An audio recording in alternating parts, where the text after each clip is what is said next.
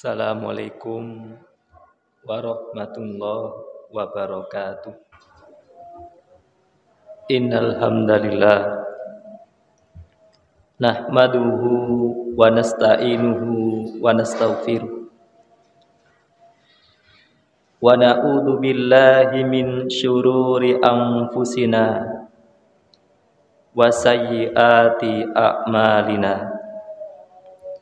May yahdihillahu fala mudhillalah wa may yudlil fala hadiyalah. Asyhadu an la ilaha illallah wahdahu la syarikalah wa asyhadu anna Muhammadan abduhu wa rasuluh.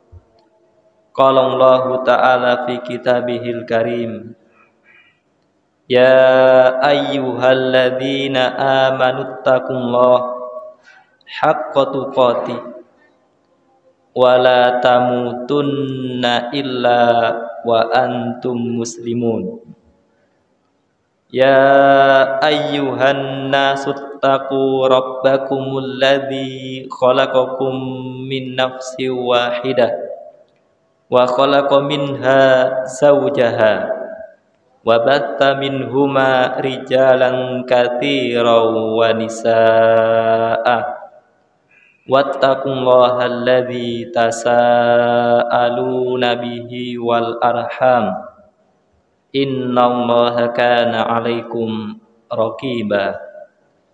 Wa qala ta'ala, ya ayyuhalladzina amanu taqullaha wa qulu qawlan sadida yuslih lakum a'malakum wa yaghfir lakum dzunubakum wa may yuti'illaha wa rasulahu faqad faza fawzan 'azima. Amma ba'du, ma'asyiral muslimin, jamaah salat Jumat rahimani Allah wa rahimakum jami'an. Tentu kita semua pernah mendengar kata dusta. Lalu yang jadi pertanyaan, apa itu dusta?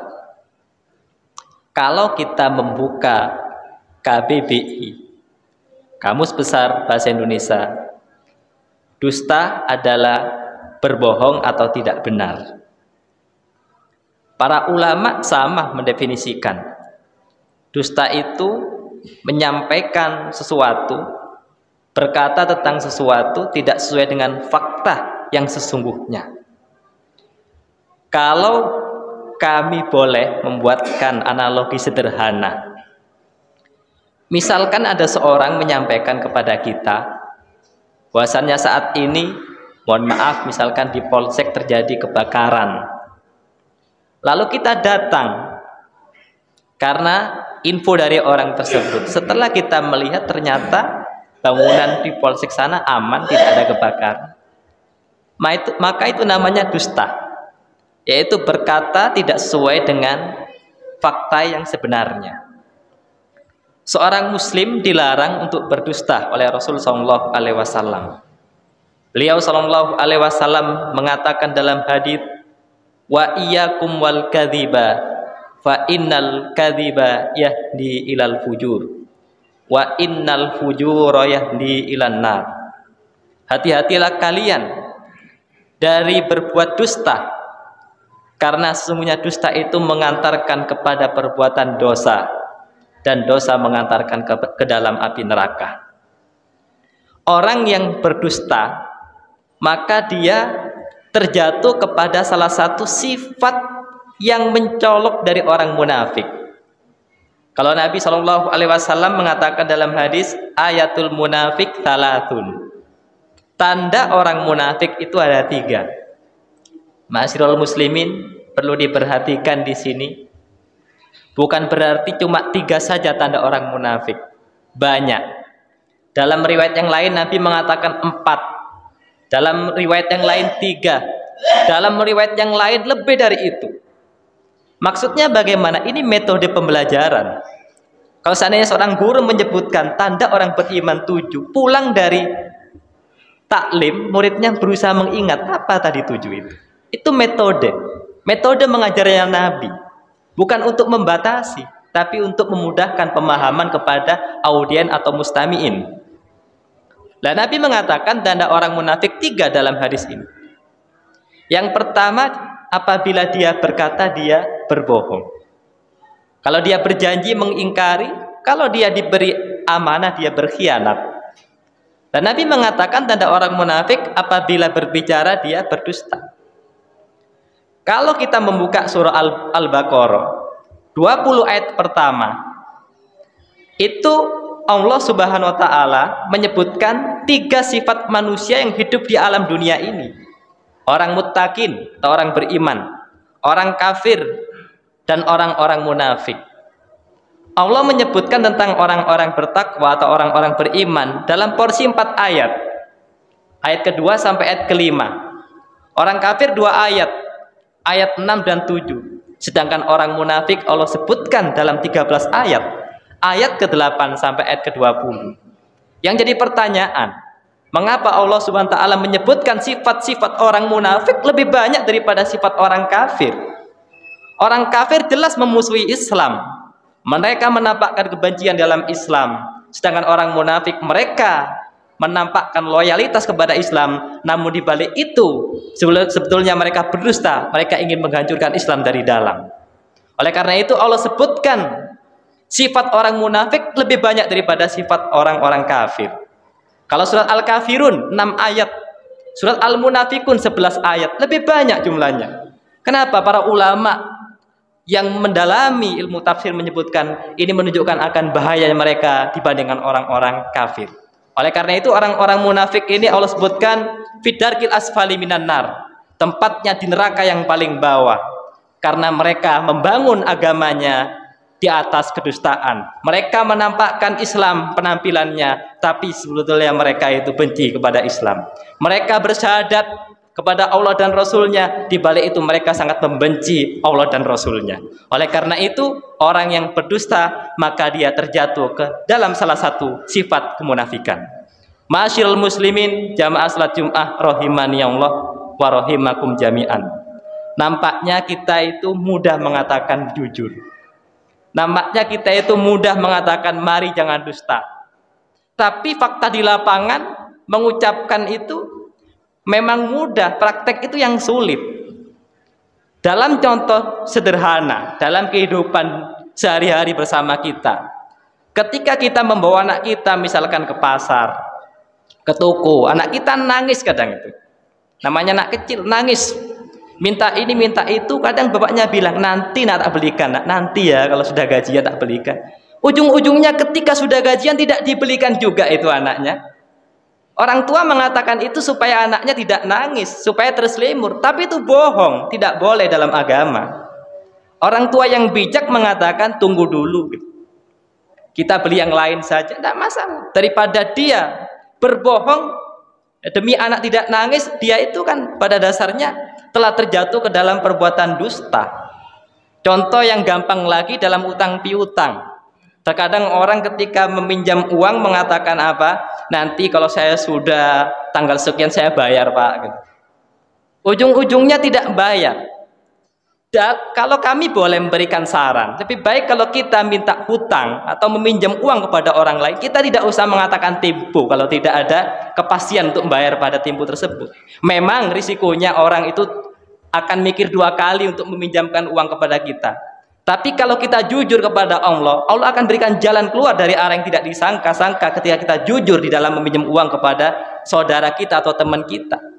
Nah, ini sering terjadi, terutama terkadang dalam obrolan-obrolan, dalam jagongan, atau kita pengen membuat teman kita ini tersenyum, tertawa, senang. Terkadang kita ketika bercanda diselingi unsur-unsur kebohongan. Ucapannya berbohong. Bercanda boleh, tapi jangan diiringi dengan kebohongan. Karena Nabi, manusia terbaik, manusia yang paling beretika juga bercanda dalam hidup ini. Suatu ketika datang wanita tua kepada Ar-Rasul Sallallahu Alaihi Wasallam. Lalu wanita ini mengatakan, wahai Rasulullah, doakan saya min ahlil jannah, termasuk penduduk surga wahai Rasulullah. Lalu Rasul mengatakan, tidak Nek, tidak ada orang seperti nenek di surga ini. Lalu nenek tua itu menangis. Kenapa ya Rasulullah, kok tidak ada orang seperti saya di surga? Kemudian Nabi menjelaskan, Nek, kalau nenek nanti masuk surga itu muda lagi, Nek.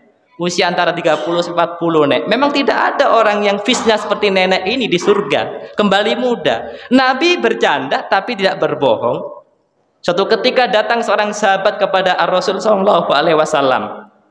Sahabat ini mengatakan, "Wahai Rasulullah, tolong bonceng saya, wahai Rasulullah." Lalu Rasulullah sallallahu alaihi wasallam mengatakan, "Baik. Aku akan memboncengmu menggunakan anaknya onta betina." Lalu sahabat ini mengatakan, "Apa yang dapat kita berbuat wahai Rasulullah dengan anak onta betina? Kan itu masih kecil wahai Rasulullah." Sampai tahu ndak, onta yang gede ini anaknya onta jantan atau onta betina? Lahir dari onta jantan apa onta betina? Onta betina wahai Rasul. Ya itu yang kita naiki. Nabi bercanda tapi tidak berbohong. Boleh bercanda buat orang itu tertawa. Boleh bercanda buat orang itu bahagia. Boleh, karena masukkan kebahagiaan ke dalam hati seorang mukmin itu nilai sedekah dalam Islam. Tapi ingat, jangan berbohong, karena bohong tidak dilegalkan di dalam agama Islam. Aku luma tasmaun, barakallahu li wa lakum fil Qur'anil azim, wa nafa'ani wa iyyakum bima fi minal ayati wa dzikril hakim, wastaghfirullaha innahu wal ghafurur rahim. Alhamdulillah, wassalatu wassalamu ala Rasulillah wa ala alihi wa sahbihi wa man wala, amma ba'du. Ma'asyiral muslimin, jamaah salat Jumat rahimani Allah wa rahimakum jami'an. Setelah kita menyimak bersama bahasanya dusta itu adalah berkata tidak sesuai dengan fakta yang sungguhnya, kemudian dusta itu dapat mengantarkan kepada neraka, dan kita sudah menyimak contoh-contoh sederhana yang ada di sekitar kita. Perlu diketahui, ketika Islam itu melarang dari suatu perbuatan, maka Islam itu memberikan solusinya. Karena orang yang bijak itu bukan cuma bisa menyalahkan, tapi di saat menyalahkan, mengoreksi, dia bisa membenarkan. Kalau misalkan guru mengatakan ke muridnya, "Sampean salah," ditanya balik oleh muridnya, "Mana yang salah Pak Guru?" "Nggak tahu, saya pokoknya salah." Kan itu namanya tidak bijak. Islam ini melarang berbohong lalu memberikan solusi. Solusinya ada dalam surah At-Taubah ayat 119. Allah mengatakan, "Ya ayyuhalladzina amanu taqullaha wa kunu ma'as-shadiqin." Wahai orang-orang yang beriman, bertakwalah kamu kepada Allah dan tinggallah bersama orang-orang yang jujur. Artinya apa? Kalau kita berkomunitas dengan orang yang suka berbohong, ada kemungkinan kita terjatuh kepada kebohongan, kepada makar. Nanti ujung-ujungnya adalah bohong kolektif, yaitu kebohongan bersama. Dan ini bisa kita renungi dalam kehidupan pekerjaan. Ketika di tengah-tengah kerja kita ada orang yang berbohong dengan proyek dan lain sebagainya, maka ketika kita jujur, ada peluang kita dibenci di situ, ada peluang kita dimusuhi dan dijatuhkan. Oleh karena itu, ketika orang tinggal bersama, berkawan dengan orang yang jujur, maka insya Allah dia selamat di dunia wal akhirah. Akhirnya mari kita berdoa di khutbah yang kedua ini. Innallaha wa malaikatahu shalluna 'alan nabi. Ya ayyuhalladzina amanu shallu 'alaihi wa sallimu tasliman. Allahumma ighfirlil muslimina wal muslimat wal mu'minina wal mu'minat al ahya minhum wal anwat innaka sami'un qaribun mujibud da'wat wa qadiyal hajat. Rabbana ighfir lana wa li ikhwanina alladzina sabaquna bil iman wa la taj'al fi qulubina ghillan lil ladzina amanu rabbana innaka ra'ufur rahim. Rabbana hab lana min azwajina wa dzurriyyatina qurrata a'yun waj'alna lil muttaqina imama. Rabbana atina fid dunya hasanah wa fil akhirati hasanah wa qina adzabannar. Subhana rabbika rabbil izzati amma yasifun wa salamun alal mursalin walhamdulillahi rabbil alamin.